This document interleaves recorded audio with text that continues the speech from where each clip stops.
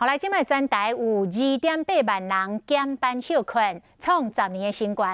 这是劳动部公布的上新的统计。目前咧减班休困，也就是咧向无薪假的企业，虽然有来减少，但是人数有28000外人，比前一礼拜增加2000人，嘛来创下着10年来的新高点。也毋过随着疫情平稳，这个批发零售甲旅游业持续咧回转来咯。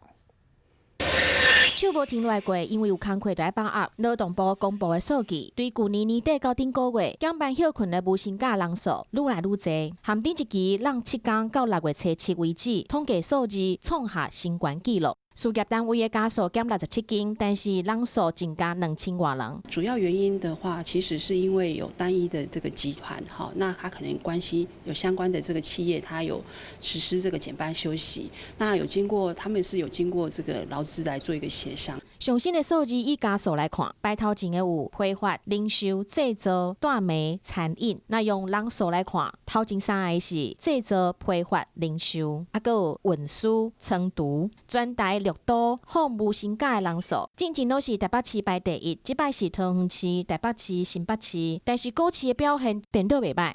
疫情导致某些产业可能会永远回不去。短时间之内造成的这种结构性的产业，股市最相关的并不是实体的经济面，是资金面，因为太宽松，所以股市就这样往上走了。台湾的疫情无遐尼严重啊，旅游产业回温，安心旅游补助7月就要开始，国内旅游市场愈来愈乐观了。